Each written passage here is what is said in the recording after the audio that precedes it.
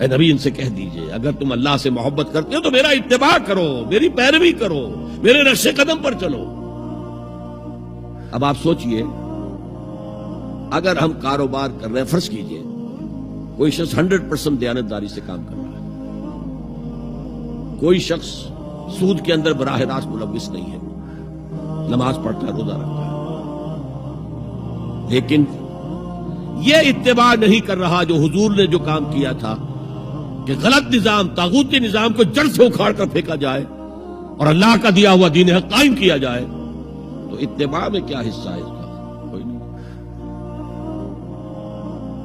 ایک سوال آپ سے کرتا ہوں، حضور نے وحی کے آغاز کے بعد کوئی کاروبار کیا؟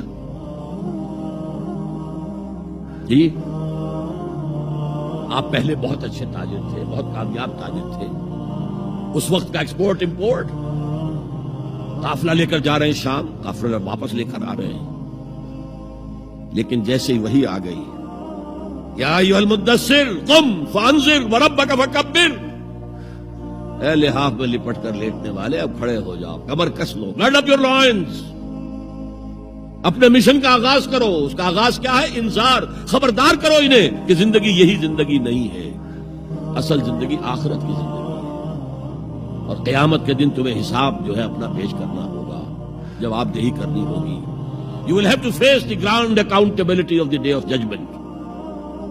یہ انذار سے بات شروع کرو، وَرَبَّكَ فَكَبِّرْ، اور جو ہدف ہے مقصود کیا؟ اللہ کو بڑا کرو، یعنی اس کی بڑائی نافذ کرو۔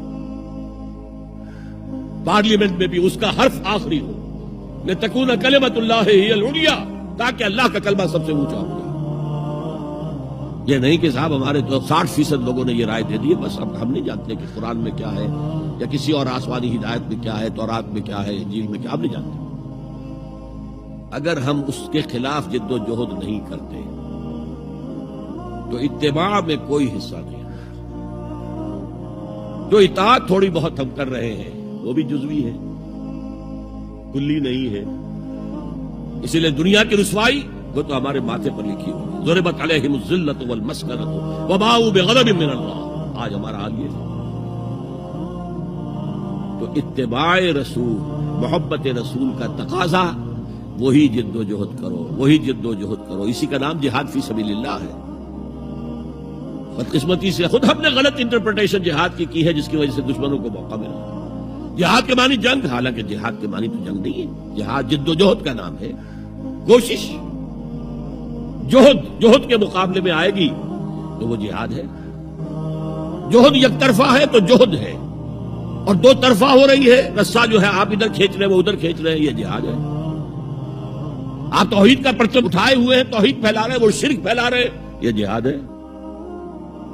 کوئی مغربی ڈیموکریسی چاہتا ہے، کوئی سوشلسٹ ڈیموکریسی چاہتا ہے، ان کے درمیان رسہ کشی ہوگی کہ نہیں ہوگی، یہ جہاد ہے۔ قتال تو جہاد کی 9 منزلہ عمارت میں جا کے 9ویں منزل پر قتال فی سبیل اللہ، اور یہ دونوں قرآن کی اصطلاحات ہیں۔ ہم نے جہاد کو بھی جنگ بنا دیا، تو پھر تو ہر شخص کو قرآن میں جنگ ہی جنگ نظر آئے گی، جہاں جہاد کا لفظ آیا جنگ، جہاں جہاد کا لفظ آیا جنگ، اسی سے تو ان کو موقع مل گیا۔ اے نبی، آپ ان کافروں کی باتیں نہ سنیں، نہ ان کے باتوں میں آئیں، چاہے وہ صاف انکار کر رہے ہیں اور چاہے وہ کوئی مصالحت چاہتے ہیں کہ محمد کچھ نرمی دکھاؤ، کچھ ہماری مانو، کچھ اپنی منوا لو۔ یہ تم نے جو کل پیدا کر دی ہے، گھر گھر لڑائی ہو رہی ہے، اولاد ماں باپ سے جدا ہو گئی، بہن بھائی سے جدا ہو گیا، شوہر بیوی سے جدا، بیوی شوہر سے جدا، جو کہتے ہیں کہ a house divided amongst itself can not stand, ہمارا تو تم نے قبائلی جو ہمارا روب تھا وہ ختم کر دیا دنیا میں۔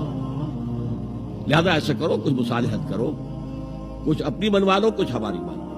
قرآن نے کہا وَدُّوا لَوْ تُدْهِنُ فَيُدْهِنُونَ فَلَا تُطِعِ الْمُكَذِّبِينَ، ان کی بات نہ سنیے۔ تو جہاد تھا جو ہو رہا تھا، جس کے لیے میں نے رات تقریر کی ہے، جہاد بالقرآن، فَلَا تُطِعِ الْكَافِرِينَ وَجَاهِدْهُمْ بِهِ جِهَادًا كَبِيرًا۔ یہ سورہ الفرقان کی آیت ہے نمبر 52، اور شروع کیسے ہوتی ہے سورہ الفرقان؟ تبارک الذی نزل الفرقان علی عبدہ لیکون للعالمین نذیرا۔